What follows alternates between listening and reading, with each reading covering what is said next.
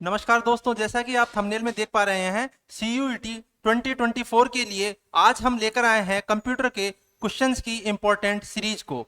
ये क्वेश्चंस आपके आने वाले दिनों में जो भी एग्जाम कंडक्ट होने वाला है CUET का, उसके लिए बहुत ही जरूरी है, बहुत ही इंपॉर्टेंट है। इस क्वेश्चन की सीरीज में हमने इंक्लूड किया है आपके कंप्लीट सिलेबस को। जैसा कि आपका डोमेन है कंप्यूटर साइंस या फिर आपका कंप्यूटर साइंस के अलावा जो भी डोमेन है IP, उसके लिए भी हमने यहाँ कुछ क्वेश्चंस को इंक्लूड किया है। तो देखते हैं आज हमारे क्वेश्चन सीरीज में पहला प्रश्न। देखिए भाई, आज हमारा पहला प्रश्न है, what is considered the backbone of the world wide web. Option है URL, HTML, HTTP या TCP IP। बताइए।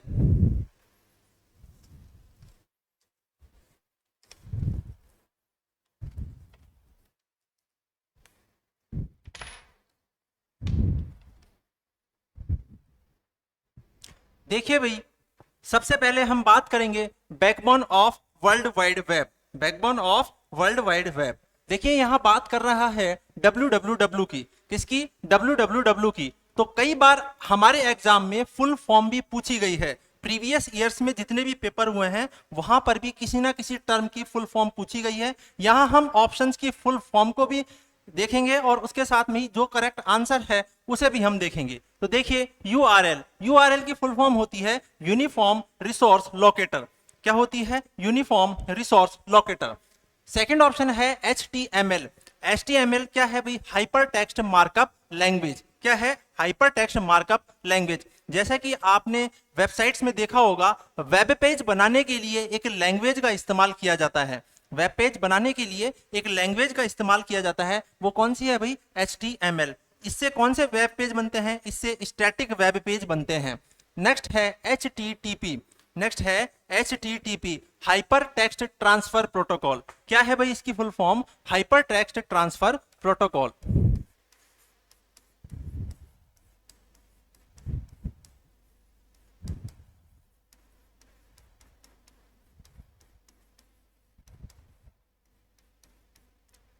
तो देखिए भाई, यही क्या होता है भाई? वर्ल्ड वाइड वेब का बैकबोन। क्या होता है? वर्ल्ड वाइड वेब का बैकबोन। और नेक्स्ट ऑप्शन है हमारा TCP IP। देखिए भाई, TCP IP की भी फुल फॉर्म बहुत बार पूछी जाती है, तो वो है ट्रांसमिशन कंट्रोल प्रोटोकॉल।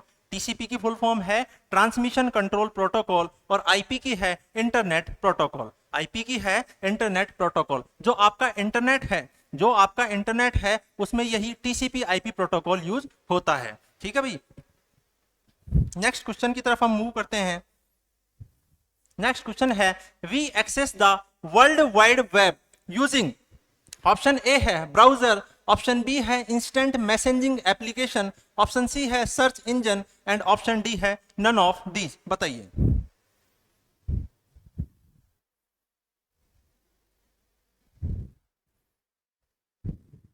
देखिए, सवाल कहना चाह रहा है कि we access the world wide web using. हम वर्ल्ड वाइड वेब को एक्सेस कर सकते हैं किसके थ्रू भाई? क्या ब्राउजर से, क्या इंस्टेंट मैसेजिंग एप्लीकेशन से, सर्च इंजन से या नन ऑफ दीज से? तो इसका सही आंसर होगा ब्राउजर। देखिए भाई, www क्या है या वर्ल्ड वाइड वेब की हम बात करें तो वर्ल्ड वाइड वेब या www, देखिए भाई, ये तो क्या है? एक प्रकार का सर्वर है। और सर्वर क्या काम करता है भाई? सर्विस देता है। किस तरीके की सर्विस देता है? जैसे आपको एप्लीकेशन के लिए यहाँ क्या बना होगा? एप्लीकेशन सर्वर बना होगा। ठीक है भाई। डेटाबेस के लिए डेटाबेस सर्वर बना होगा। और यहाँ मान लीजिए कि आप हैं यूजर और आप इस www की सर्विसेज को यूज करना चाहते हैं। आप इस www की सर्विसेज को यूज करना चाहते हैं तो आप इसके साथ एक कनेक्शन एस्टैब्लिश करेंगे। क्या करेंगे भाई? इसके साथ एक कनेक्शन बनाएंगे। यहाँ क्या होगा भाई? एक नेटवर्क बनाया जाएगा। और किसके थ्रू भाई? इंटरनेट के थ्रू। तो इंटरनेट क्या हो गया भाई? एक ऐसा नेटवर्क है जो यूजर और www के बीच में काम करता है। और www की सर्विसेज को यूज करने के लिए जिस नेटवर्क को हम बनाते हैं उसका नाम क्या है? इंटरनेट। क्या है उसका नाम? इंटरनेट। तो देखिए, हमें इंटरनेट चलाने के लिए किसकी जरूरत होती है? एक वेब ब्राउजर की। जैसे कि आपने बहुत सारे वेब ब्राउजर्स को यूज में लिया होगा। जैसे हमारा इंटरनेट एक्सप्लोरर जो कि पहले था, अभी आपने लिया होगा भाई गूगल क्रोम, जैसे कि मोजिला फायरफॉक्स। ऐसे बहुत सारे वेब ब्राउजर्स आपके पीसी में उपलब्ध होते हैं, उसमें से किसी न किसी वेब ब्राउजर को आपने जरूर काम में लिया होगा। तो इसका सही आंसर है ब्राउजर। नेक्स्ट क्वेश्चन पे देखिए, which protocol is used to provide security to emails is SNMP, HTTP, PGP या पॉप? बताइए भाई।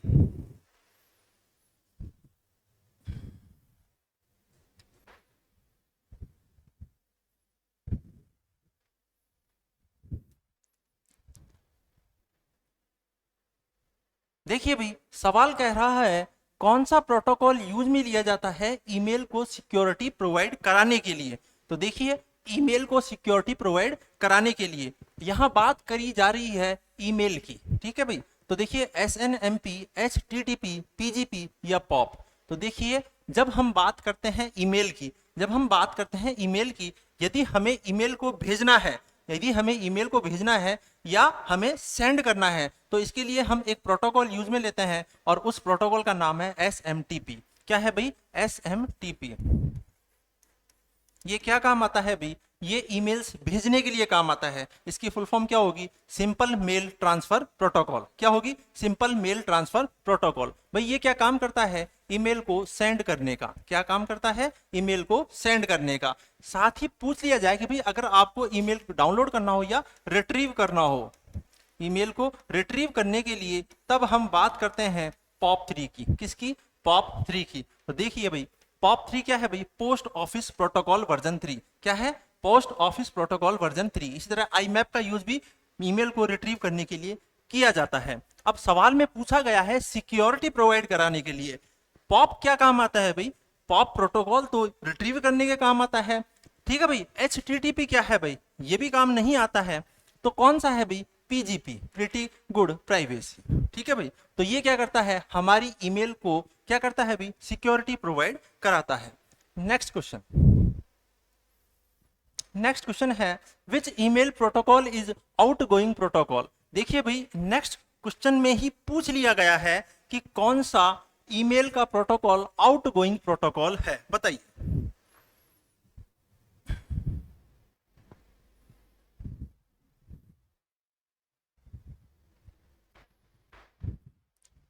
देखिए भाई, आउटगोइंग प्रोटोकॉल की बात हो रही है। आउटगोइंग मतलब जिससे कि हम ईमेल को सेंड कर सकते हैं। यहां सिर्फ क्वेश्चन को घुमाया गया है, यहां सिर्फ क्वेश्चन को घुमाया गया है। एग्जामिनर आपको कंफ्यूज करने की कोशिश कर रहा है। तो देखिए कौन सा आउटगोइंग प्रोटोकॉल है। तो कौन सा होगा भाई? POP3, SMTP, बोथ 1 and 2 या नन ऑफ दिस। तो कौन सा होगा भाई? SMTP। SMTP। POP3 तो क्या करेगा? ईमेल को रिट्रीव करेगा। क्या करेगा भाई? ईमेल को रिट्रीव करेगा। तो बोथ ऑप्शन तो हो नहीं सकता, नन होगा नहीं, तो एक ही ऑप्शन बचा है, ऑप्शन बी SMTP। और SMTP की फुल फॉर्म क्या है? Simple mail transfer protocol. क्या होगी भाई? Simple mail transfer protocol. ठीक है भाई, हम चलते हैं नेक्स्ट क्वेश्चन पे। Dash dash dash is also known as protocol converter. Hub, bridge, switch या गेटवे? बताइए।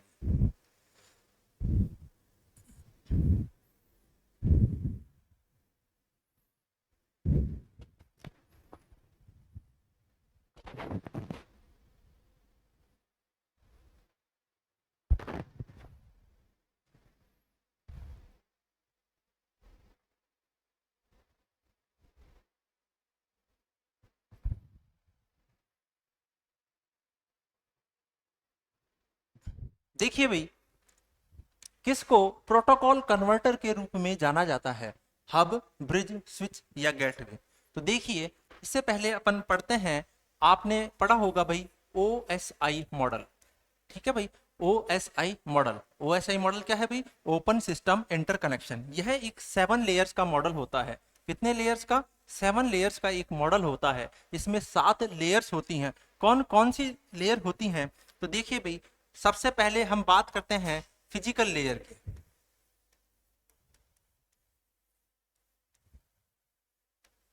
सबसे पहले हम बात करते हैं फिजिकल लेयर की। सेकंड में हम बात करेंगे, इसके बाद आती है भाई डेटा लिंक लेयर।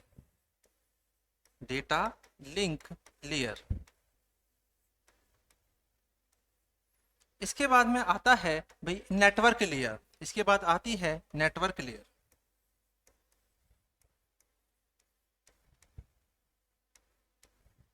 नेक्स्ट में आती है भाई physical layer, data link layer, network layer. Next आती है ट्रांसपोर्ट लेयर।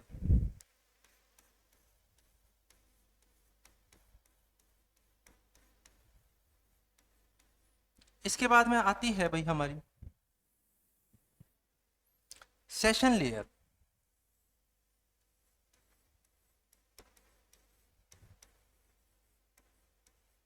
नेक्स्ट आती है भाई हमारी प्रेजेंटेशन लेयर।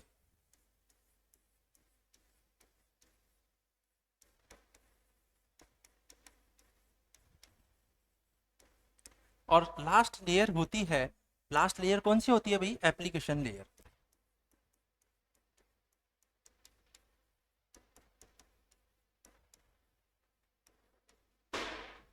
ठीक है भाई, ये सारी की सारी लेयर OSI मॉडल में होती है। किसमें होती है भाई? OSI मॉडल में। और ये कितने लेयर का मॉडल होता है? 7 लेयर्स का मॉडल होता है भाई। इसी सीरियल में लिखा जाता है लेयर्स को। तो OSI मॉडल की फुल फॉर्म क्या होती है भाई? Open system interconnection model. ठीक है भाई, अब देखिए इसमें ये 7 लेयर्स होती है। Physical layer, data link layer, network layer, transport layer, session layer, presentation layer और एप्लीकेशन लेयर। ठीक है, अब हम बात करते हैं कुछ हब और स्विच के बारे में, कुछ ब्रिज के बारे में और कुछ गेटवे के बारे में। देखिए भाई, हब क्या होता है? हब एक लेस इंटेलिजेंट डिवाइस होता है। क्या होता है भाई? हब एक लेस इंटेलिजेंट डिवाइस होता है। ठीक है, अगर आपने किसी भी मैसेज को भेजा और वहां क्या लगा हुआ है भाई डिवाइस के रूप में हब, तो ये क्या करेगा? मैसेज को ब्रॉडकास्ट कर देगा। क्या कर देगा? मैसेज को ब्रॉडकास्ट कर देगा। मान लीजिए कि आपने हब का इस्तेमाल किया हुआ है। क्या किया हुआ है भाई? हब का। और बहुत सारे पीसी इससे जुड़े हुए हैं। ठीक है, बहुत सारे पीसी इससे जुड़े हुए हैं। तो देखिए, जब आपने किसी भी मैसेज को ट्रांसफर किया तो इसमें भी, इसमें भी, इसमें भी और इसमें भी, सभी में वो मैसेज क्या हो जाएगा? ब्रॉडकास्ट। तो हब क्या करता है? ब्रॉडकास्टिंग का काम करता है। नेक्स्ट है भाई स्विच। स्विच क्या होता है? हब से तो इंटेलिजेंट होता है। स्विच क्या होता है? हब से तो इंटेलिजेंट होता है, यानी कि जिस डिवाइस को आपको मैसेज भेजना है सिर्फ उसी के पास मैसेज जाएगा, दूसरी के पास नहीं जाएगा। तो स्विच क्या काम करता है? यूनिकास्ट का।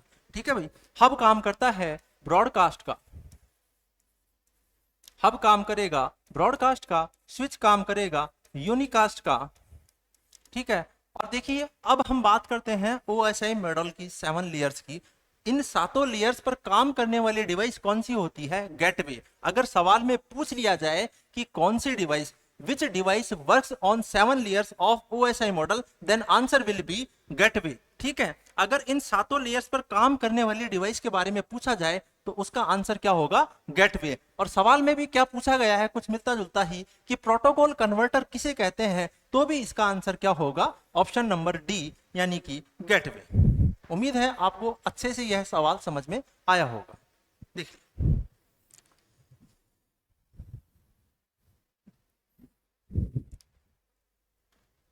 नेक्स्ट है how many pass will run insertion sort to sort the 8 elements.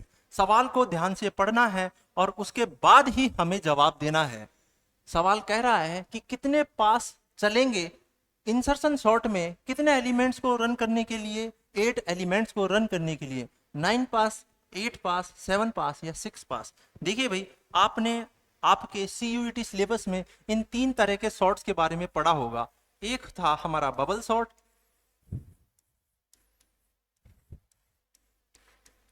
Next था हमारा सिलेक्शन सॉर्ट, इसके बाद में था हमारा इंसर्शन सॉर्ट।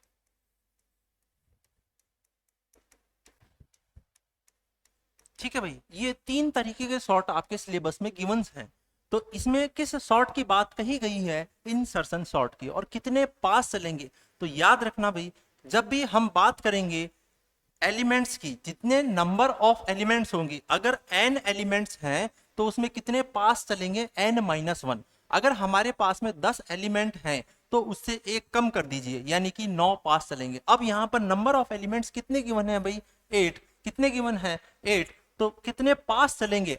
8 से एक कम कर दीजिए, यानी कि 7। ठीक है भाई, उम्मीद है यह आपको अच्छे से समझ में आया हो। नेक्स्ट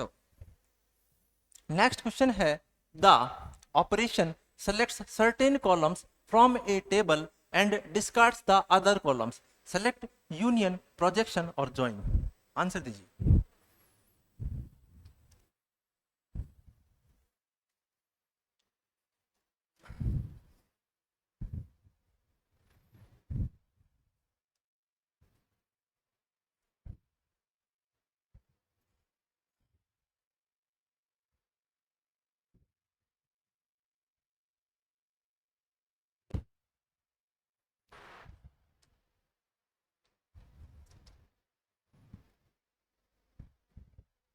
देखिए सवाल में क्या कहा गया है कि विच ऑपरेशन इज सेलेक्ट, कौन सा ऐसा ऑपरेशन है जो सेलेक्ट करता है सर्टेन कॉलम को, किसको भी, सर्टेन कॉलम को, फ्रॉम ए टेबल, एक टेबल में से एक सर्टेन कॉलम को हमें सेलेक्ट करना हो। जब भी कॉलम की बात की जाएगी तो हमारा सही आंसर होगा प्रोजेक्ट या प्रोजेक्शन। कौन सा होगा, प्रोजेक्ट या प्रोजेक्शन। आपने रिलेशनल अलजेब्रा में बहुत सारे ऑपरेशंस के बारे में पढ़ा होगा, रिलेशनल अलजेब्रा में बहुत सारे ऑपरेशंस के बारे में पढ़ा होगा, जैसे कि सिलेक्शन, जैसे कि सिलेक्शन, जैसे कि प्रोजेक्शन, जैसे कि कार्टेशियन प्रोजेक्ट, जैसे कि यूनियन, या हम बात करें और भी ऑपरेशन होता है एक सेट डिफरेंस। इन सभी के बारे में आपने रिलेशनल अलजेब्रा में पढ़ा होगा। किसमें, रिलेशनल अलजेब्रा में पढ़ा होगा। देखिए जब भी आपको कहा जाए किसी कॉलम को सेलेक्ट करने के लिए, जब भी टेबल में से किसी पर्टिकुलर कॉलम को सेलेक्ट करने के लिए कहा जाए, तब आप बात करेंगे किसकी भाई, प्रोजेक्शन की। इसका सिंबल क्या होता है भाई, ये पाई। क्या होता है, पाई। पाई या प्रोजेक्शन या प्रोजेक्ट, ये क्या करेगा, टेबल में से किसी पर्टिकुलर कॉलम को सेलेक्ट करेगा। ठीक है भाई। इसके बाद में हमारा नेक्स्ट है सेलेक्ट। नेक्स्ट क्या है भाई, सेलेक्ट। इसका सिंबल होता है सिग्मा। क्या होता है भाई, सिग्मा। तो ये तो सेलेक्ट करता है भाई कॉलम को, ये तो सेलेक्ट करता है कॉलम को, और सेलेक्ट या सिलेक्शन ये सेलेक्ट करता है रो को। अगर यहां बात की जाती टेबल में से किसी सर्टेन रो को सेलेक्ट करने की, टेबल में से किसी सर्टेन रो को सेलेक्ट करने की, तब हमारा आंसर होता सेलेक्ट, तब हमारा आंसर क्या होता भाई, सेलेक्ट। ठीक है भाई। लेकिन यहां बात कही गई है किसी टेबल में से पर्टिकुलर कॉलम को सेलेक्ट करने की, इसलिए हमारा सही आंसर क्या होगा, प्रोजेक्ट। अब हम देख लेते हैं भाई यूनियन और ज्वाइन के बारे में भी। अब हम देखते हैं यूनियन और ज्वाइन के बारे में भी, क्या होता है यूनियन और क्या होता है हमारा ज्वाइन, क्या होता है यूनियन और क्या होता है हमारा ज्वाइन। ठीक है भाई। तो देखिए जैसे कि मान लीजिए आपके पास में दो टेबल हैं, हम बात कर रहे हैं यूनियन की, हम बात कर रहे हैं यूनियन की। मान लीजिए कि आपके पास में दो टेबल्स हैं, हमारे पास में दो टेबल्स हैं। ठीक है। और देखिए इस टेबल्स में पहली वाली टेबल है x और दूसरी क्या है भाई, y। पहली वाली टेबल है x और दूसरी वाली है y। अब मान लीजिए कि इसमें है a, b और c। कहाँ है भाई, इसमें है a, b और c, और इसमें है c, d और e। और अब हमने यहाँ कौन सा ऑपरेशन लगाया है, यूनियन। कौन सा लगाया है भाई, यूनियन। तो हम इन दोनों टेबल्स में कौन सा ऑपरेशन अप्लाई करते हैं, x union y, x union y। तब हमारा आंसर क्या होगा, a b c d और e। ये हमारा आंसर होगा। यहाँ हमने क्या किया है, दोनों टेबल में से जो कॉमन एलिमेंट था, या हम ये कह सकते हैं कि इसमें जो डुप्लीकेट वैल्यू थी उसको क्या कर दिया जाता है भी, हटा दिया जाता है, उसे सिर्फ एक बार ही लिखा जाता है। बाकी रिमेनिंग जो भी है उसे क्या किया जाता है, एज इट इज लिखा जाता है। देखिए यहाँ a b, ये तो यहाँ एज इट इज आ गया, यहाँ से d और e ये भी एज इट इज आ गया, यहाँ भी c था, यहाँ भी c था, ये दोनों क्या थे भाई, कॉमन थे। तो कॉमन में से हमने क्या किया, एक बार ही लिखा है। ठीक है भाई। उम्मीद है ये यूनियन ऑपरेशन भी आपको अच्छे से समझ में आया होगा। तो यहाँ क्या किया जाता है भाई, डुप्लीकेट रिकॉर्ड्स को एलिमिनेट किया जाता है। किसमें, यूनियन में। किसमें भी, यूनियन में डुप्लीकेट रिकॉर्ड्स को एलिमिनेट किया जाता है। तो हम एक बार देखते हैं, प्रोजेक्ट या प्रोजेक्शन की बात कही जाए तो इसका सिंबल होता है पाई, और ये क्या करता है, टेबल में से किसी पर्टिकुलर कॉलम को सेलेक्ट करने के लिए यूज में होता है।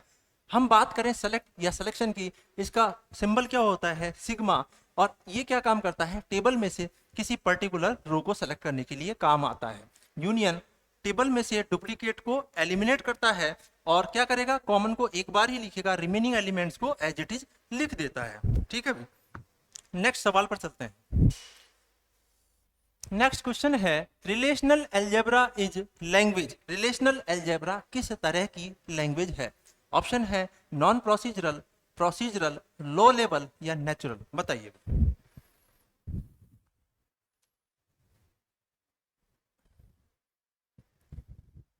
तो देखिए भाई, इसका सही जवाब होगा रिलेशनल अलजेब्रा। किस तरह की लैंग्वेज होती है? प्रोसीजरल। किस तरह की लैंग्वेज होती है भाई? प्रोसीजरल। देखिए, जब हम बात करेंगे लैंग्वेज की, तो हमारे पास में दो तरीके की लैंग्वेज की बात कही गई है। एक है हमारी प्रोसीजरल, एक है हमारी प्रोसीजरल, और एक है हमारी नॉन प्रोसीजरल, एक है हमारी नॉन प्रोसीजरल।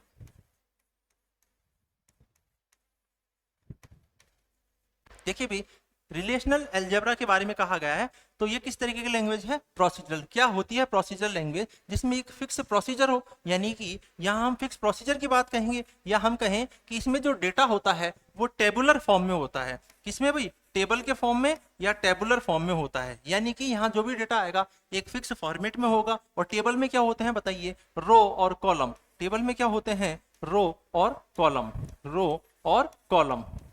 तो हमारा जो डेटा आएगा वो एक फिक्स प्रोसीजर के रूप में आएगा, यानी कि टेबल के फॉर्म में होगा। और टेबल में क्या होते हैं? रो और कॉलम। ठीक है भाई, तो रो और कॉलम के फॉर्मेट में अगर हम डेटा को रखने की बात कहें तो हमारा आंसर होगा प्रोसीजरल लैंग्वेज। क्या नॉन प्रोसीजरल में ऐसा होता है? नहीं, नॉन प्रोसीजरल में ऐसा नहीं होता है। तो रिलेशनल अलजेब्रा किस तरह की लैंग्वेज हुई? प्रोसीजरल लैंग्वेज हुई। ठीक है भाई, हमारा नेक्स्ट सवाल। Consider the following relation schema of students: student, roll number, name, date of birth, marks, gender. Which of the given query is equivalent to this query in English? Find the tuples of student having marks above 80. सवाल में पूछा गया है कि भाई उस student का record हमें बताना है जिसके मार्क्स कितने हैं भाई? अबव 80 है। और बात कही गई है टपल की। किसकी बात कही गई है? टपल की। तो क्या होती है टपल भी? क्या होती है भाई? किसको कहते हैं टपल? सवाल को ध्यान से पढ़ना है, उसके बाद ही हमें जवाब देना है। भाई आपके पास में गिनती के दिन बचे हैं और एग्जाम है आपका बिल्कुल नजदीक। क्विक रिवीजन करना है और यह वीडियो आपके लिए बहुत ही फायदेमंद रहेगा। तो देखिए भाई, सिग्मा या selection marks greater than 80 student table में से, पाई या projection marks less than 80 student table में से, सिग्मा या selection marks less than 80 student table में से, projection marks greater than 80 student table में से। बताइए भाई।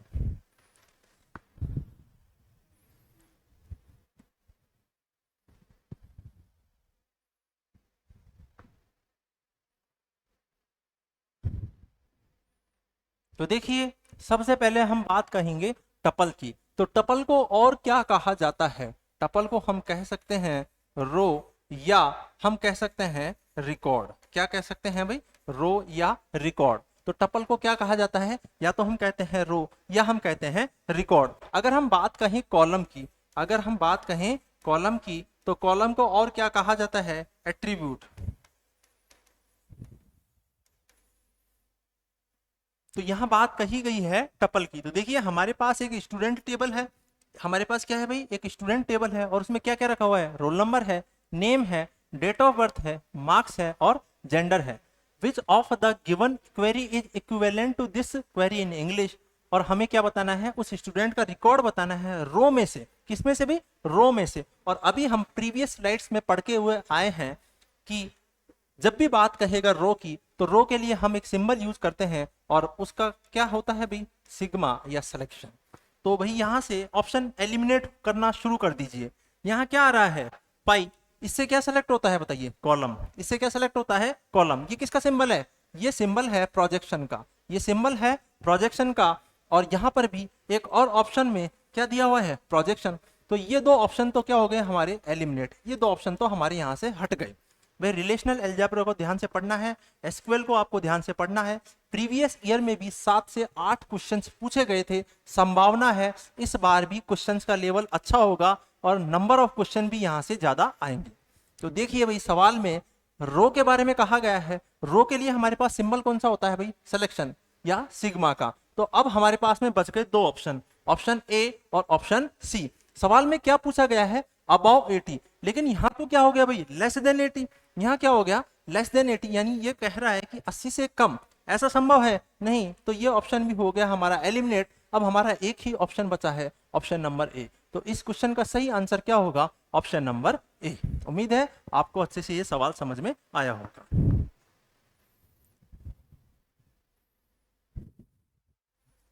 नेक्स्ट क्वेश्चन को देखिए भाई, write the name of the relational algebra operation as per the given order of their rotation. भाई ये जो सिंबल्स दिए हुए हैं हमें बताना है कि इनका क्या नाम है, और जिस सीरियल में ये दिए हुए हैं उसी सीरियल में हमें उनका नाम बताना है। देखिए भाई इसे क्या कहते हैं? इसे हम कहते हैं भाई प्रोजेक्शन। इसे क्या कहा जाता है? प्रोजेक्शन। तो सबसे पहले है हमारा प्रोजेक्शन, सबसे पहला सिंबल है हमारा प्रोजेक्शन। सेकंड में क्या है भाई? Cross product. सेकंड में क्या है भाई? Cross product. और थर्ड में क्या है भाई? सिलेक्शन। थर्ड में क्या है? सिलेक्शन। और अभी हम देखते हुए आए हैं भाई प्रोजेक्शन से क्या आता है भाई? कॉलम सेलेक्ट होता है, और इससे क्या सेलेक्ट होता है? रो। अब देखते हैं भाई, फर्स्ट ऑप्शन है प्रोजेक्शन, बिल्कुल सही है। नेक्स्ट है आउटर जॉइन, नहीं भाई आउटर जॉइन तो नहीं है, तो ये ऑप्शन हमारा नहीं होगा। नेक्स्ट पे आइए ऑप्शन बी पर, प्रोजेक्शन बिल्कुल सही है। कार्टेशियन प्रोडक्ट, भाई क्रॉस प्रोडक्ट को कार्टेशियन प्रोडक्ट भी कहा जाता है, इसका एक और नाम है कार्टेशियन प्रोडक्ट, ये भी सही है। नेक्स्ट है डिवीजन, नहीं भाई यह डिवीजन तो नहीं है, इसलिए ऑप्शन बी भी एलिमिनेट हो गया। ऑप्शन सी पे आइए, इंटरसेक्शन, क्या इंटरसेक्शन है? नहीं भाई इंटरसेक्शन ज्वाइन की तो यहाँ कहीं भी बात नहीं कही गई है, इसलिए यह ऑप्शन भी क्या हो गया हमारा? एलिमिनेट हो गया है। नेक्स्ट है प्रोजेक्शन, बिल्कुल सही है। कार्टेशियन प्रोडक्ट बिल्कुल सही है। और सेलेक्ट, तो कौन सा आंसर होगा हमारा? Option number D. जिस सीरियल में ये सिंबल्स दिए हुए थे उसी सीरियल में हमने इनका आंसर दिया है। सबसे पहले था प्रोजेक्शन, उसके बाद था कार्टेशियन प्रोडक्ट, और उसके बाद में था सेलेक्ट। नेक्स्ट क्वेश्चन, नेक्स्ट है joining A table with itself is called self join, equi join, outer join और ज्वाइन। बताइए।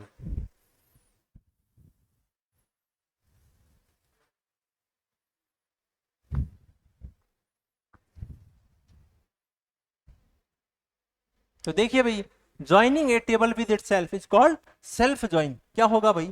Self join. तो देखिए यहाँ ज्वाइन की बात कही गई है, तो सबसे पहले हम देखते हैं कि ज्वाइन का सिंबल क्या होता है। ज्वाइन का सिंबल होता है भाई ये, क्या होता है? ये। जब बात कहे लेफ्ट ज्वाइन, ठीक है, लेफ्ट आउटर ज्वाइन, तो हम क्या कर देंगे भाई? इसमें इस सिंबल को इस तरफ कर देंगे। जब हम बात कहें लेफ्ट आउटर ज्वाइन की तो सिंबल कुछ ऐसा होगा। जब बात कहें राइट आउटर ज्वाइन की, जब बात कहें राइट आउटर ज्वाइन की तो सिंबल कुछ ऐसा होगा। और जब बात कहें फुल आउटर ज्वाइन की, जब बात कहें फुल आउटर ज्वाइन की, तब सिंबल हमारा कुछ इस तरीके का होगा। उम्मीद है भाई यह आपको अच्छे से समझ आया होगा। आने वाले पेपर में हो सकता है कि सिंबल्स का क्वेश्चन पूछ लिया जाए, इसलिए आपकी नॉलेज में रहना चाहिए कि किस का क्या सिंबल होता है। तो इसका सही आंसर कौन सा हो गया भाई? Self join. नेक्स्ट क्वेश्चन है which of the following represents the inner join. किसकी बात कही गई है? इनर ज्वाइन ऑपरेशन की, और ये कुछ सिंबल्स यहाँ हमें दिए हुए हैं, बताइए भाई। तो इसका सही आंसर कौन सा होगा? बताइए। ऑप्शन ए होगा, ऑप्शन बी होगा, ऑप्शन सी होगा, या ऑप्शन डी होगा? बताइए। तो इसका सही आंसर क्या होगा भाई? इनर जॉइन की बात कह रहा है, तो इसका सही आंसर होगा ऑप्शन डी। क्या होगा भाई? Option D. नेक्स्ट पर चलिए, relational algebra query that finds customers who have balance more than 1000। क्या कह रहा है भाई? मोर देन 1000 होना चाहिए फ्रॉम डिपॉजिट टेबल इज। देखिए भाई ये किसका सिंबल है? बताइए किसका होगा भाई? प्रोजेक्शन का।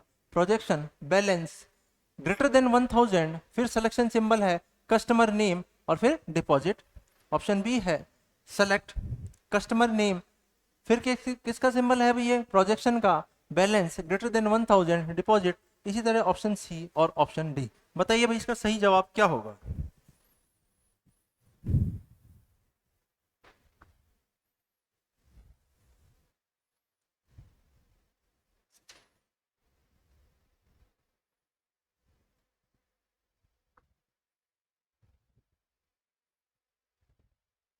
तो देखिए भाई आपने जब रिलेशनल अलजेब्रा पढ़ा होगा, जब आपने रिलेशनल अलजेब्रा पढ़ा होगा, तब आपने ये भी पढ़ा होगा कि सिलेक्शन पर तो प्रोजेक्शन को अप्लाई किया जा सकता है, सिलेक्शन पर तो प्रोजेक्शन को अप्लाई किया जा सकता है, लेकिन कभी भी प्रोजेक्शन पर सिलेक्शन को अप्लाई नहीं किया जा सकता। अगर आप इस टर्म को नहीं समझ पा रहे हैं तो इस सवाल में देखकर अभी आपको कुछ समय बाद समझ में आ जाएगा। तो देखिए भाई, यहाँ मुझे ये बताइए कि प्रोजेक्शन का सिंबल कौन सा है। अभी आपको बताते हुए आए हैं प्रोजेक्शन का सिंबल कौन सा है, पाई। कौन सा है, पाई। और सिलेक्शन का सिंबल कौन सा है, सिग्मा। कौन सा है, सिग्मा। तो देखिए भाई, यहाँ क्या कह रहा है कि उस एम्प्लॉय या उस कस्टमर के बारे में बता रहा है कि उसके जिसका बैलेंस किससे ज्यादा हो, 1000 से ज्यादा हो। ठीक है भाई, तो हमारे पास में दो ऑप्शन है, एक यहाँ पर भी 1000 से ज्यादा है और यहाँ भी क्या है भाई, 1000 से ज्यादा है। ठीक है, लेकिन साथ में हमें सिंबल्स का भी ध्यान रखना है, साथ में हमें सिंबल्स का भी ध्यान रखना है। और क्या कह रहा है, यह कह रहा है कि हमें रिलेशनल अलजेब्रा के अकॉर्डिंग क्या बताना है कि भाई सिलेक्शन पर प्रोजेक्शन अप्लाई किया जा सकता है, लेकिन कभी भी प्रोजेक्शन पर सिलेक्शन को अप्लाई नहीं किया जा सकता। ठीक है भाई, तो इसका सही आंसर कौन सा होगा, ऑप्शन सी। यानी कि यहाँ पाई अगर बाहर है और सिग्मा अंदर है, तो इसका मतलब हो गया कि सिलेक्शन पर प्रोजेक्शन को अप्लाई कर रहे हैं हम। क्या हो गया, सिलेक्शन पर प्रोजेक्शन को अप्लाई कर रहे हैं, लेकिन इसका रिवर्स पॉसिबल है नहीं। ऐसा करने से क्या होगा, इनवैलिड। ऐसा करना क्या हो जाएगा, इनवैलिड। तो देखिए यहाँ कुछ ऑप्शंस को अब हम एलिमिनेट करना सीखते हैं। यहाँ की इसका मतलब हो गया कि सिलेक्शन को किस पर, यहाँ प्रोजेक्शन हो गया, तो ये ऑप्शन क्या हो गया हमारा, एलिमिनेट। और यहाँ भी क्या हो गया भाई, ये ऑप्शन भी क्या हो गया, एलिमिनेट। ठीक है भाई, अब रह गए हमारे पास में दो ऑप्शन। और इस क्वेरी के अकॉर्डिंग क्या कह रहा है कि भाई उसका बैलेंस किससे ज्यादा होना चाहिए, बताइए, 1000 से ज्यादा होना चाहिए। और कहाँ क्वेरी में कह रहा है, ये रहा बैलेंस, और किससे ज्यादा है, 1000 से ज्यादा है। इसलिए इसका सही आंसर क्या हो गया, option number C. Next question पर चलते हैं। In internet IP address is called internet point, internet provider, internet procedure, internet protocol. तो अभी हमने टीसीपी आईपी के बारे में पढ़ा था, तब हमने आईपी की फुल फॉर्म को भी देखा था। तो आईपी की फुल फॉर्म क्या होती है बताइए, इंटरनेट प्रोटोकॉल। क्या होती है, इंटरनेट प्रोटोकॉल। उम्मीद है यह आपको अच्छे से समझ में आ गया होगा। नेक्स्ट है, which of the following is not a valid IP address. इनमें से कौन सा एक वैलिड आईपी एड्रेस नहीं है। तो देखिए भाई, 192.10.9.21। नेक्स्ट ऑप्शन है 192.30.23.190। नेक्स्ट ऑप्शन है 192.10.24.451। नेक्स्ट है 192.10.50.221। तो देखिए, जब भी कभी बात कहे आईपी एड्रेस की, ठीक है भाई, जब भी बात कहे आईपी एड्रेस की, तो याद रखना आईपी एड्रेस में एक रेंज होती है 0 से 255। आईपी एड्रेस की रेंज कहां तक होती है भाई, 0 से 255। तो जो भी आपको गिवन एड्रेस है उसमें अगर 0 से लेकर और 255 तक एड्रेस दिया हुआ है, तो वो तो होगा वैलिड आईपी एड्रेस। वो कौन सा होगा, वैलिड आईपी एड्रेस। और अगर 255 से ज्यादा है तो वो कौन सा हो जाएगा, इनवैलिड आईपी एड्रेस। और सवाल को ध्यान से देखना है, सवाल में पूछा गया है नॉट ए वैलिड एड्रेस, कि कौन सा वैलिड एड्रेस नहीं है, यानी हमें इनवैलिड एड्रेस बताना है। तो देखिए यहाँ 192, क्या ये 255 से बड़ा है या छोटा है, ऑब्वियसली ये तो छोटा ही है। 10 भी छोटा ही है, 9 भी छोटा है, 21 भी छोटा है। तो ये तो कैसा हो गया भाई, एक वैलिड आईपी एड्रेस हो गया। नेक्स्ट ऑप्शन पे आइए, यहाँ भी ऐसा कोई भी नंबर नहीं दिखाई दे रहा है जो 255 से बड़ा हो। नेक्स्ट में आइए 192.10.24.451। देखिए भाई, यहाँ ये जो 451 है, ये नंबर किससे बड़ा हो गया, 255 से बड़ा हो गया। इसीलिए ये कैसा हो गया, इनवैलिड हो गया, या हम कहें नॉट ए वैलिड हो गया। देखिए भाई, नेक्स्ट ऑप्शन को भी आप चाहें तो चेक कर सकते हैं, यहाँ भी ऐसा कोई भी नंबर नहीं है जो 255 से बड़ा हो। तो सवाल का सही आंसर कौन सा हो गया, ऑप्शन नंबर सी। यहाँ पूछा भी यही गया है कि कौन सा वैलिड आईपी एड्रेस नहीं है, तो उसका सही आंसर हो गया ऑप्शन सी। और रीजन हो गया, यहाँ एक नंबर दिया हुआ है 451, जो कि इसकी रेंज से क्या हो गया, बड़ा हो गया। चलिए भी नेक्स्ट सवाल। नेक्स्ट सवाल में फिर से पूछा गया है, how many types of IP versions are available in the present. ये वर्तमान में हमारे पास में आईपी के कितने वर्जन अवेलेबल हैं। IPv4, IPv6, IPv5 या बोथ A एंड B? बताइए भाई।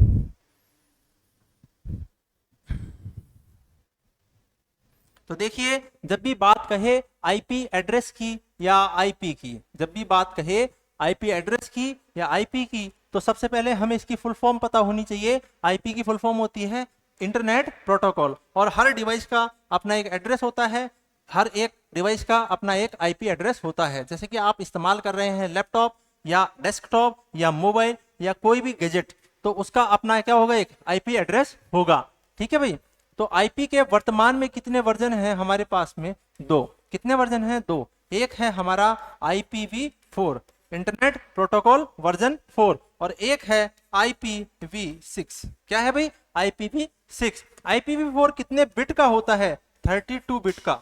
32 बिट का एड्रेस होता है इसमें। और अगर यहाँ IPv6 की बात कही जाए तो ये कितना होता है भाई? 128 बिट का एड्रेस होता है। साथ ही साथ भाई एक और एड्रेस होता है, हर डिवाइस का एक यूनिक, एक परमानेंट एड्रेस होता है, और उस एड्रेस का नाम होता है भाई मैक एड्रेस। यह भी साथ में आप याद कर लीजिएगा। एक एड्रेस और होता है मैक एड्रेस। हर डिवाइस का अपना एक यूनिक एड्रेस होता है जिसे कभी भी चेंज नहीं किया जा सकता, जिसे बदला नहीं जा सकता, और वो एड्रेस कौन सा होता है? MAC address. और ये कितने बिट का एड्रेस होता है पूछ लिया जाए तो कितने बिट का होता है भाई? 48 बिट का एड्रेस होता है।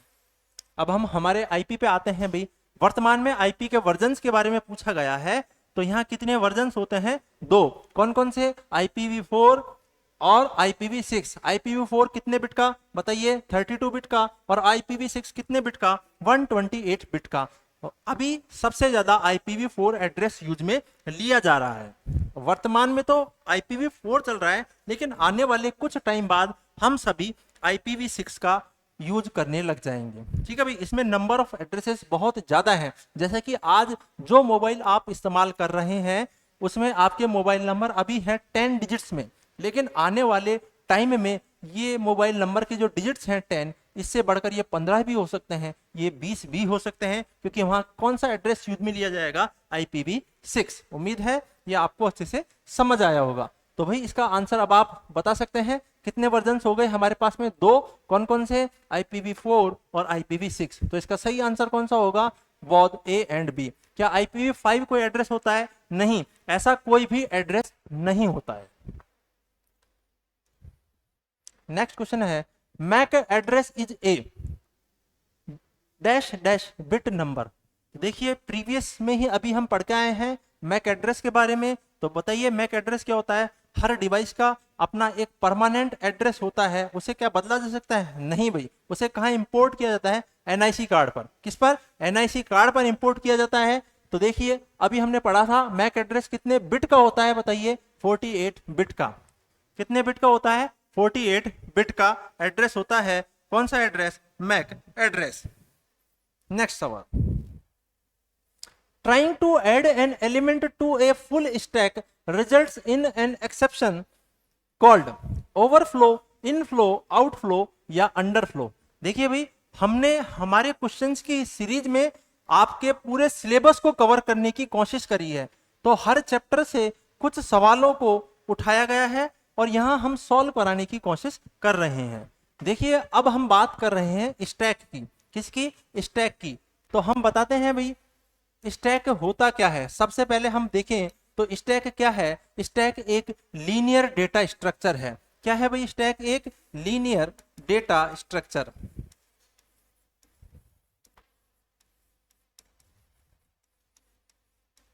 और भी कोई होता है क्या? बिल्कुल। इसके साथ में आपने क्यू के बारे में भी पढ़ा होगा। क्यू भी कैसा है? Linear data structure. देखिए भाई यह किस पर वर्क करता है? लीफो पर। किस पर वर्क करता है? लीफो पर। आप कहेंगे लीफो क्या होता है सर? तो इसका सही जवाब होगा last in first out. Last in first out मतलब जो लास्ट में आएगा वो सबसे पहले जाएगा। जो लास्ट में आएगा वो सबसे पहले जाएगा। आपने देखा होगा शादी में जब प्लेट्स को रखा जाता है तो उन्हें किस ऑर्डर में रखा जाता है? जो प्लेट सबसे पहले रखी जाती है वो सबसे नीचे होती है, और जो प्लेट सबसे लास्ट में रखी जाती है वो सबसे ऊपर होती है। तो वो किसका एग्जाम्पल हो गया? लीफो का। किसका एग्जाम्पल हो गया भाई? लीफो का। कभी कभी एग्जाम में इसका लेवल टफ करने के लिए लीफो की जगह फिलो भी लिख दिया जाता है। क्या लिख दिया जाता है? फिलो। तो भाई इसकी फुल फॉर्म क्या होगी? First in last out. क्या होगी? First in last out. इसका भी मतलब यही होगा। ठीक है भाई, इसका भी मतलब यही होगा। तो यहां पूछा गया है कि भाई trying to add an element, stack में कुछ एलिमेंट्स को ऐड करना है। तो देखिए भाई, ये मान लीजिए कि हमारा हो गया स्टैक, ये मान लीजिए हमारा हो गया स्टैक, और स्टैक में, और जब भी बात कहें स्टैक की, स्टैक में एलिमेंट को ऐड करना, स्टैक में एलिमेंट को ऐड करना या इंसर्ट करना, उसके लिए एक ऑपरेशन किया जाता है, उसे क्या कहते हैं? पुश। क्या कहा जाता है? पुश। पुश के थ्रू हम क्या करते हैं बताइए? आइटम को इंसर्ट करते हैं। और जब भी हमें डिलीट करना हो, जब भी हमें डिलीट करना हो तो उसके लिए एक ऑपरेशन किया जाता है। बोलिए कौन सा होता है? पॉप। कौन सा होता है भाई? पॉप। ये दो ऑपरेशंस हम किस में करते हैं?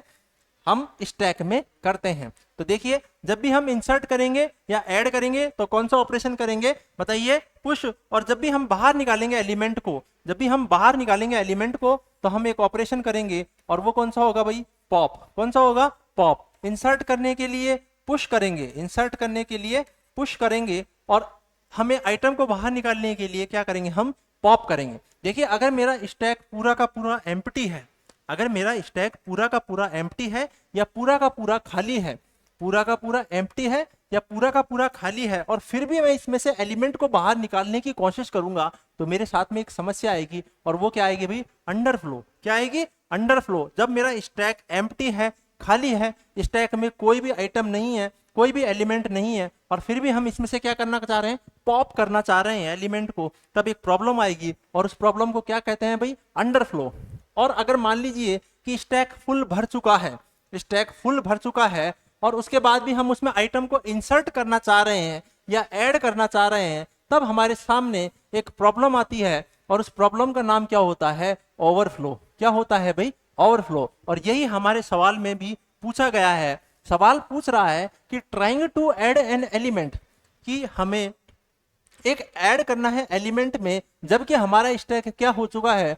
फुल हो चुका है। तो एक एक्सेप्शन आएगा, और उस एक्सेप्शन का नाम क्या होता है? ओवरफ्लो। और उस एक्सेप्शन का नाम क्या होता है बताइए? ओवरफ्लो। ठीक है भाई।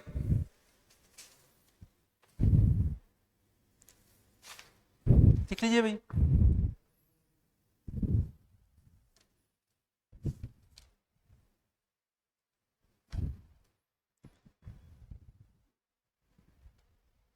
देखिए भाई, लिख लिया है।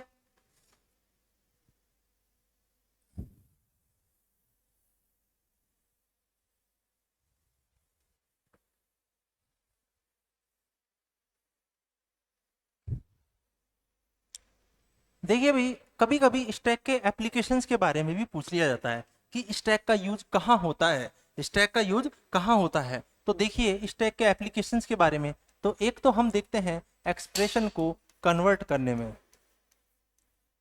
Expression conversion. एक्सप्रेशन कन्वर्जन में किसका यूज होता है भाई? स्टैक का। नेक्स्ट है एक्सप्रेशन, जो भी हमारे एक्सप्रेशन होता है उसको इवेलुएट करने में, किसमें? एक्सप्रेशन को इवेलुएट करने में।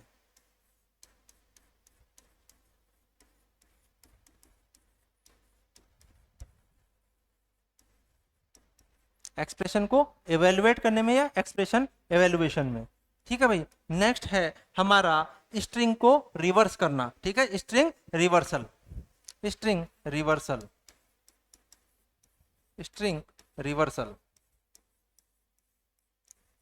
जैसे कि अगर हम यहां देखें, हमारे इस स्टैक में मान लीजिए कोई भी नाम देख लीजिए। ठीक है भाई, जैसे हिमालय, हमारे पास में एक नाम है हिमालय, तो सबसे पहले क्या आएगा? एच, फिर क्या आएगा? आई, फिर क्या आएगा? एम, उसके बाद में आएगा ए, उसके बाद आएगा एल, उसके बाद आएगा ए, और उसके बाद वाई, और उसके बाद में ए। मान लीजिए ये हमारे स्टैक में कितने आइटम आ गए? 1 2 3 4 5 6 7 और 8।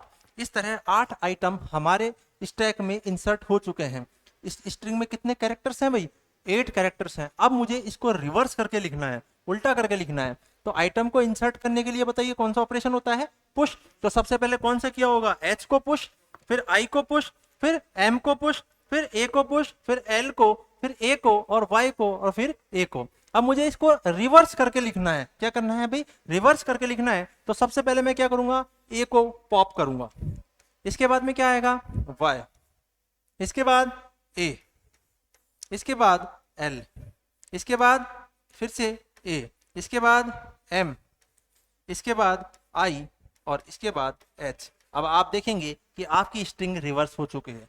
तो स्ट्रिंग को रिवर्स करने में भी किसका यूज किया जाता है, स्टैक का। पूछ लिया जाए स्ट्रिंग रिवर्सल में किसका यूज किया जाएगा, तो आपका सही आंसर होगा स्टैक। क्या होगा भाई, स्टैक। नेक्स्ट है भाई पैरेंथेसिस मैचिंग।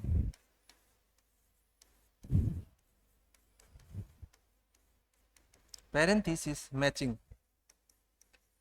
देखिए भाई जब भी आप कोई एक्सप्रेशन लिख रहे हैं तो जितने पैरेंथेसिस आपने ओपनिंग लगाए हैं उतने ही आपको क्या करने होंगे, क्लोज भी करने होंगे। ठीक है भाई, पैरेंथेसिस मैचिंग में भी किसका यूज होता है, स्टैक का। किसका होता है भाई, स्टैक का। और इसके बाद में नेक्स्ट है सिंटैक्स पार्सिंग।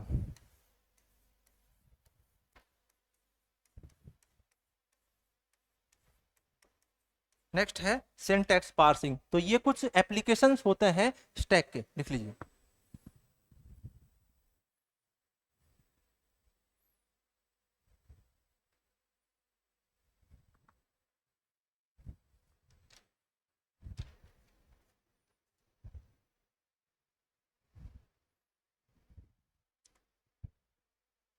अब हम चलते हैं हमारे नेक्स्ट क्वेश्चन की ओर। नेक्स्ट क्वेश्चन है to handle matching of parenthesis in an arithmetic expression which data structure is used, array, stack, queue या लिस्ट। बताइए भाई, बताइए।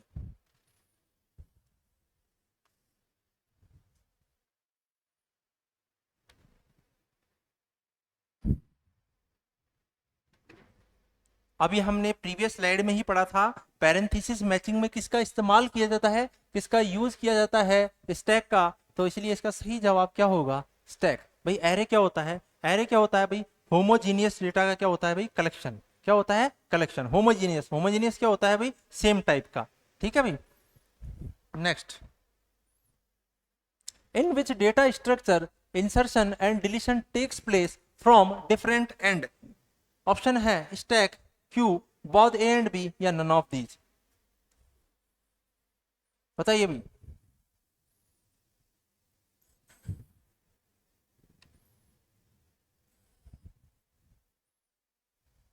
बताइए। देखिए सवाल कह रहा है कि कौन से डेटा स्ट्रक्चर में इंसर्शन और डिलीशन दोनों अलग अलग एंड से होते हैं, दोनों डिफरेंट डिफरेंट एंड से होते हैं। तो इसका सही जवाब होगा क्यू। अभी हमने देखा था स्टैक में तो एक ही एंड होता है, वहीं से हम क्या करते हैं, पुश, और वहीं से हम करते हैं पॉप, और हम एक पॉइंटर इस्तेमाल करते हैं स्टैक में और उसका नाम होता है टॉप। उसका नाम क्या होता है भाई, टॉप। यहां हम देखते हैं क्यू के बारे में। क्यू भी कैसा स्ट्रक्चर है बताइए। क्यू भी है भाई लीनियर डेटा स्ट्रक्चर है। क्यू भी कैसा है, लीनियर डेटा स्ट्रक्चर है। लेकिन यहाँ पर भाई दो अलग अलग एंड होते हैं। आइटम को इंसर्ट करने के लिए, आइटम को इंसर्ट करने के लिए अलग एंड होता है, और आइटम को डिलीट करने के लिए एक अलग एंड होता है। आइटम को इंसर्ट करने के लिए अलग एंड होगा और आइटम को डिलीट करने के लिए एक अलग एंड होगा। तो देखिए आइटम को इंसर्ट करना है तो हम किससे करेंगे, रियर से, और डिलीट करना है तो हम किससे करेंगे भाई, फ्रंट से। किससे करेंगे भाई, फ्रंट से। तो आइटम को इंसर्ट करने के लिए रियर का इस्तेमाल किया जाता है और आइटम को डिलीट करने के लिए फ्रंट का इस्तेमाल किया जाता है। ठीक है, और यही हमारे सवाल में पूछा गया है कि कौन से डेटा स्ट्रक्चर में दो अलग अलग एंड होते हैं आइटम को इंसर्ट और डिलीट करने के लिए। तो हमारा सही आंसर होगा ऑप्शन नंबर बी, यानी कि क्यू। नेक्स्ट सवाल, element 5, 9, 2 and 4 are placed in a queue and are deleted one at a item. In what order they will be removed? बताइए भाई। क्वेश्चन नंबर 21 का आंसर।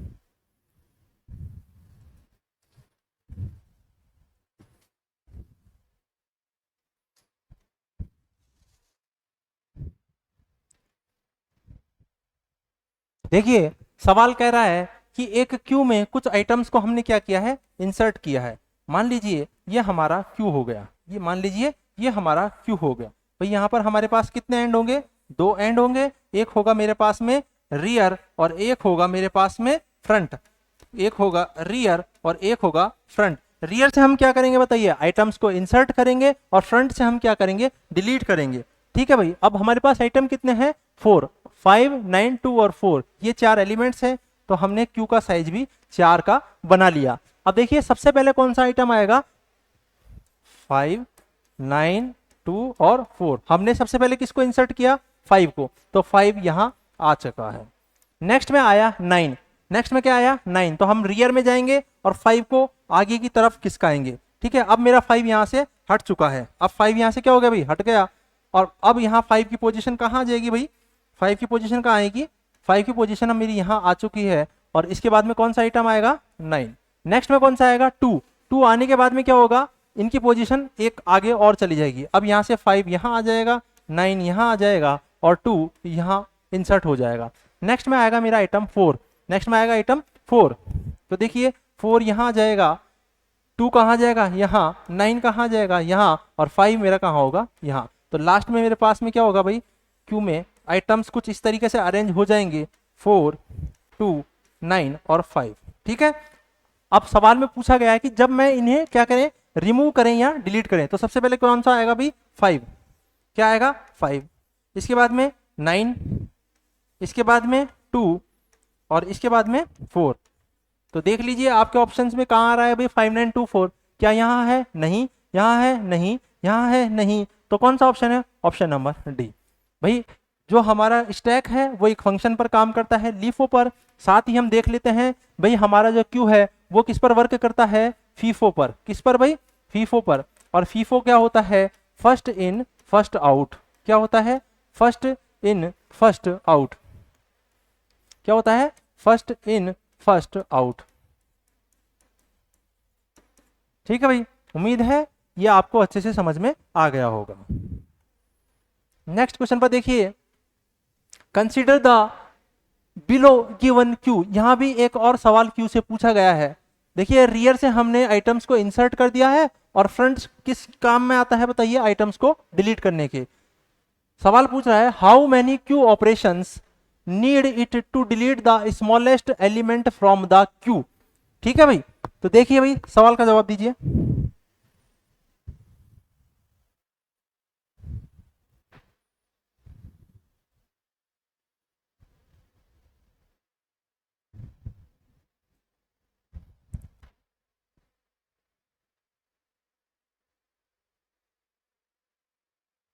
भाई इसके ऑप्शंस गलत हैं।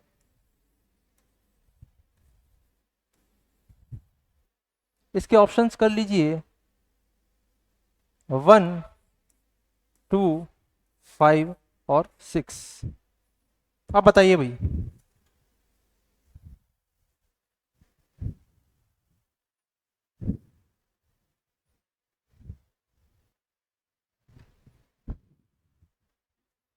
तो देखिए भाई सवाल में पूछा गया है, how many queue operations needed to delete the smallest element from the queue. तो देखिए इस क्यू में सबसे छोटा एलिमेंट कौन सा है, मेरे पास में यहाँ एक क्यू गिवन है, मेरे पास यहाँ एक क्यू गिवन है और इसमें कितने आइटम्स हैं, 1, 2, 3, 4, 5, 6 और 7। 1, 2, 3, 4, 5, तो 1, 2, 3, 4, 5, 6 और ये 7। सबसे पहले है भाई 102, इसके बाद है 78, इसके बाद है 21, इसके बाद है 95, इसके बाद है 16, इसके बाद है 15 और इसके बाद है 17। अब सवाल पूछ रहा है कि इस क्यू में से सबसे छोटा आइटम को डिलीट करना है। तो इसमें सबसे छोटा आइटम आपको कौन सा दिख रहा है, ऑब्वियसली यहां सबसे छोटा आइटम कौन सा नजर आ रहा है, 15। कौन सा आ रहा है, 15। और हम जानते हैं क्यू में 2 एंड होते हैं, एक एंड कौन सा होता है बताइए, रियर, एक एंड होता है रियर और एक एंड कौन सा होता है भाई, फ्रंट। फ्रंट से हम आइटम्स को क्या करते हैं, डिलीट। क्या करते हैं भाई, डिलीट। तो सबसे पहले यहां से कौन सा आइटम डिलीट होगा, 17। कौन सा होगा, 17। और उसके बाद में कौन सा होगा, 15। कौन सा होगा, 15। तो हमें कितने कितने वो लगे भाई बताइए, 2। कितने ऑपरेशन करने पड़े हमें, 2। तो इसलिए इसका सही आंसर कौन सा होगा, option number B. Option number B यानी कि 2। उम्मीद है आपको ये सवाल अच्छे से समझ में आया होगा। चलिए भाई नेक्स्ट क्वेश्चन पर। नेक्स्ट क्वेश्चन है which kind of data structure data has organised and can be recorded in a well defined format. बताइए वेल डिफाइंड फॉर्मेट में कौन सा डाटा का उसका भाई रिकॉर्डेड होता है, स्ट्रक्चर्ड, अनस्ट्रक्चर्ड, सेमी स्ट्रक्चर्ड या नन ऑफ दीज। अभी हम पढ़ते हुए आए हैं, बताइए टेबुलर फॉर्म में, जिसमें टेबल्स के फॉर्म में हो, और टेबल्स में क्या होते हैं रो और कॉलम, और उसमें कौन सा डाटा होता है बताइए स्ट्रक्चर्ड डाटा, या हम इसे कौन सा कह सकते हैं ऑर्गेनाइज्ड डेटा। इसके बारे में हमने हमारी प्रीवियस स्लाइड में पढ़ लिया था। नेक्स्ट क्वेश्चन देखिए मैक्स वैल्यू माइनस मिन value is measurement for what type of measures of variability, mean, median, mod या रेंज। बताइए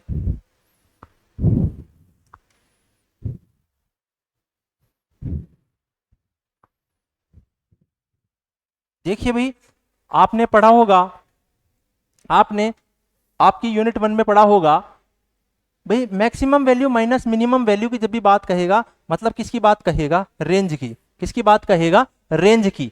ठीक है भाई, सबसे हाईएस्ट और सबसे लोएस्ट इन दोनों का डिफरेंस अगर कह रहा है तो इसका मतलब वो क्या बता रहा है रेंज, क्या बता रहा है रेंज। अब हम बात कर लेते हैं यहां मीन की, मीडियन की और मॉड की। किसकी भाई मीन की, मीडियन की और मॉड की। ठीक है भाई, देखो मीन क्या होता है, मीन बताता है एवरेज के बारे में। मीन किसके बारे में बताता है भाई एवरेज के बारे में। मीन किसके बारे में बताएगा एवरेज के बारे में। अच्छा मीडियन क्या बताता है भाई मिडिल वैल्यू, क्या बताता है भाई मिडिल वैल्यू। और मॉड क्या बताता है फ्रीक्वेंसी, मॉड क्या बताता है फ्रीक्वेंसी। आप कहेंगे सर क्या होता है, मान लीजिए कि आपके पास में कुछ आइटम्स दिए हुए हैं जैसे कि 10, 20, 30, फिर 10, फिर 5, फिर 10। अब बताइए इसमें कौन सा नंबर सबसे ज्यादा बार आया है, किसकी फ्रीक्वेंसी ज्यादा है, ऑब्वियसली 10 की, 1, 2 और 3। ठीक है, तो ये किसके बारे में बता रहा है फ्रीक्वेंसी के बारे में, और फ्रीक्वेंसी के बारे में कौन बताता है मॉड। तो इसका सही आंसर क्या हो जाएगा 10। ठीक है भाई, अब अगर मैं इसमें एक आइटम और बढ़ा ले, या हम नेक्स्ट एग्जांपल में समझते हैं भाई, है ना 10, 20, 30, 40 और 50। भाई मेरे पास में कितने आइटम्स हो गए, यहाँ 5 आइटम हो गए। अब मुझे इसकी मिडिल वैल्यू फाइंड आउट करनी है, तो कौन सी होगी 30, तो वो कौन बताएगा मीडियन। कौन बताएगा भाई मीडियन। और अगर मैं इस सबका एवरेज फाइंड आउट कर लूं तो वो कौन बताएगा मीन। कौन बताएगा मीन। और maximum value minus minimum value की बात कहें तो वो कौन बताएगा रेंज। कौन बताएगा भाई रेंज। नेक्स्ट क्वेश्चन पर चलते हैं। नेक्स्ट क्वेश्चन कह रहा है which of the following statement are true. और इसमें स्टेटमेंट 1 है, स्टेटमेंट 1 है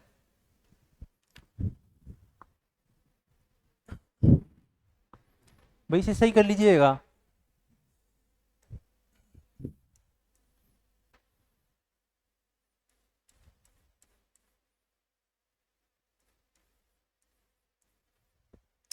raw data is data that has not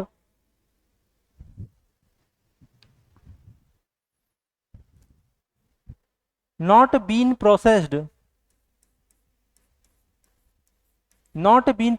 for use. It is in the form of numbers, text or images. Statement 2 है information is processed, organized and structured data.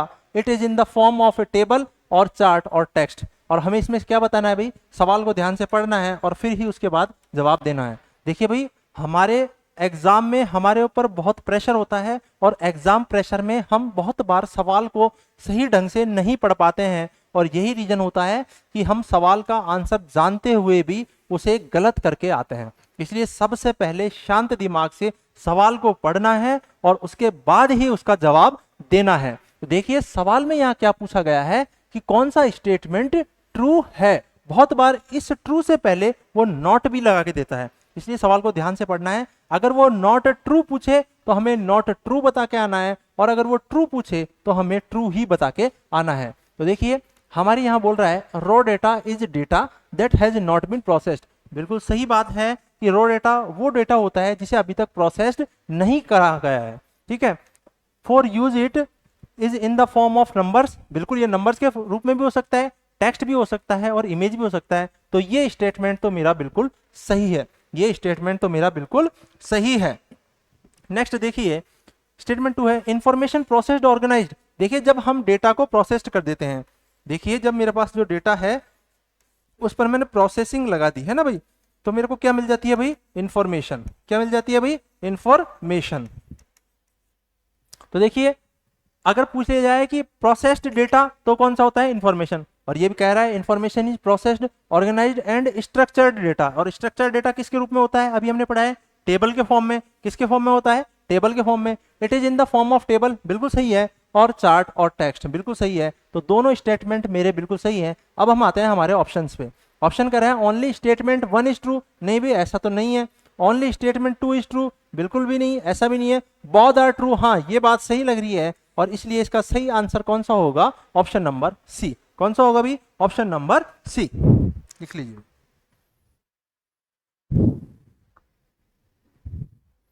Next सवाल पर चलते हैं। Next सवाल है the write lines function is used for writing a word, writing a character, writing a single string या writing a sequence of string, बताइए।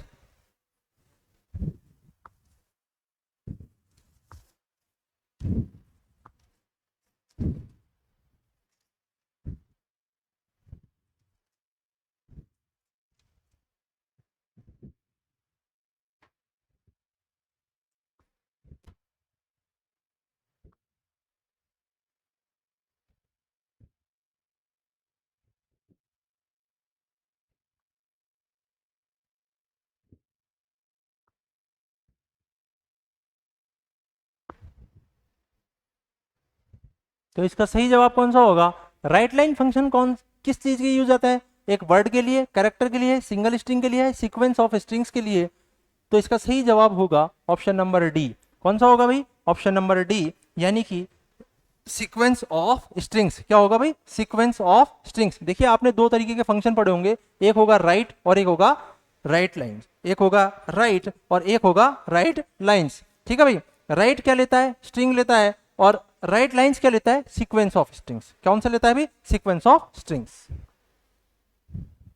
Next देखिए the read line function read till the end of file, end of word, and of line या end of character,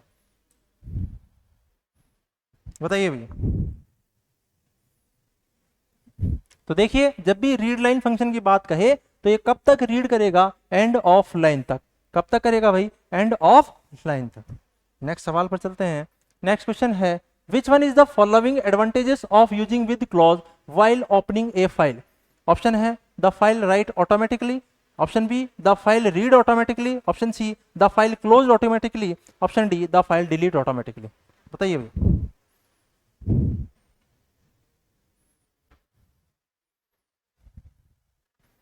तो देखिए इसमें पूछा गया है कि इसमें से कौन सा एडवांटेज है, किसका भाई, क्लॉज का, जब हम एक फाइल को ओपन करते हैं। ठीक है भाई, आपने बहुत सारे क्लॉज पढ़े होंगे, किसके साथ में, विद क्लॉज के साथ। किसके साथ में, विद क्लॉज के साथ। तो विद क्लॉज के साथ में करेंगे तो इसका आंसर कौन सा होगा, ऑप्शन नंबर सी, यानी कि द फाइल क्लोज्ड ऑटोमेटिकली। क्या आंसर होगा इसका, द फाइल क्लोज्ड ऑटोमेटिकली। ठीक है भाई, चलिए हमारे नेक्स्ट सवाल की तरफ। नेक्स्ट है a specific program required to read which kind of file as the file can not be read directly by human. देखिए भाई ऐसी कौन सी फाइल है जिसको ह्यूमन डायरेक्टली रीड नहीं कर सकता। आपने आपके चैप्टर में पढ़ा होगा, एक होती है आपकी टेक्स्ट फाइल, एक होती है आपकी टेक्स्ट फाइल और एक होती है आपकी बाइनरी फाइल। एक होती है आपकी टेक्स्ट फाइल और एक होती है आपकी बाइनरी फाइल। जो टेक्स्ट फाइल होती है, जो आपकी टेक्स्ट फाइल होती है, उसे कौन पढ़ सकता है, वो किसके लिए रीडेबल होती है भाई, ह्यूमंस के लिए।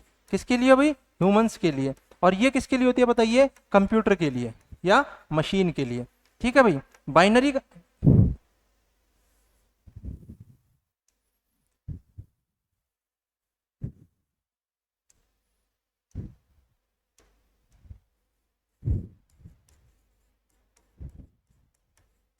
ठीक है। देखिए बाइनरी का मतलब ही क्या होता है, दो डिजिट, और वो कौन कौन से होते हैं, 0 और 1। यानी कंप्यूटर में जितना भी डाटा हम देते हैं वो किस फॉर्म में समझता है, 0 और 1 की फॉर्म में समझता है। तो सवाल में पूछा गया है भाई कौन सी ऐसी फाइल है जिसे डायरेक्टली ह्यूमन नहीं समझता है, है ना। तो कौन सी नहीं होती है भाई, बाइनरी। कौन सी नहीं होती है, बाइनरी। ये किसकी होती है बताइए, कंप्यूटर के लिए। किसके लिए होती है, कंप्यूटर के लिए। चलिए भाई नेक्स्ट सवाल पर, which file mode opens the file in binary and read only mode. ठीक है भाई, बहुत सारे मोड होते हैं और इसमें किसके बारे में पूछा गया है, इसमें पूछा गया है बाइनरी के बारे में। देखिए यहाँ टेक्स्ट की बात नहीं कर रहा है, बाइनरी की कर रहा है। और सिर्फ क्या करना है हमें, रीड ही करना है। क्या राइट भी करना है क्या, नहीं। यहाँ राइट करने की बात नहीं कही गई है, यहाँ राइट करने की बात नहीं कही गई है।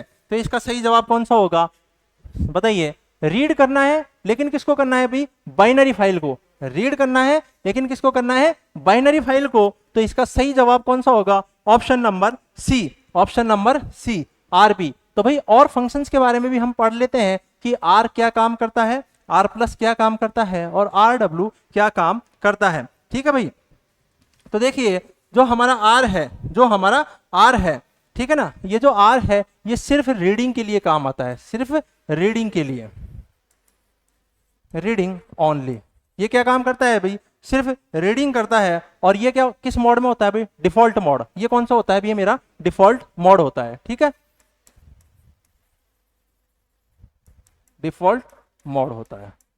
ठीक है भाई, अब देखिए आर प्लस ये क्या काम करेगा, ये रीड भी करेगा और राइट भी करेगा। देखिए यहाँ क्या कर दिया गया है, प्लस, यानी कुछ एक्स्ट्रा कर दिया गया है। तो ये क्या करेगा, रीड और राइट दोनों काम करेगा। लेकिन किस तरह की फाइल को बोलो, ये टेक्स्ट फाइल को। तो आर भी किसको, टेक्स्ट फाइल को, और आर प्लस भी किसको, टेक्स्ट फाइल को। सिर्फ रीड करना है तो आर, और रीड के साथ मुझे राइट भी करना है तो आर प्लस। जब भी आपको प्लस सिंबल दिख जाए, जब भी आपको प्लस सिंबल दिख जाए, इसका मतलब क्या होगा कि आपको रीड तो करना ही है, आपको रीड तो करना ही है, साथ में क्या करना है, राइट भी करना है। तो उसके लिए कौन सा सिंबल, ये वाला सिंबल। ठीक है, आरबी ये क्या कर रहा है भाई, बाइनरी फाइल के लिए। आरबी किसके लिए है भाई, बाइनरी फाइल के लिए है। ठीक है, उम्मीद है आज का सेशन आपको अच्छे से समझ आया होगा। आने वाले सेशंस में हम और भी सवालों की सीरीज को लेकर आएंगे और बहुत अच्छे अच्छे क्वेश्चंस यहाँ इंक्लूड होंगे। तब तक आप पढ़ते रहिए। धन्यवाद।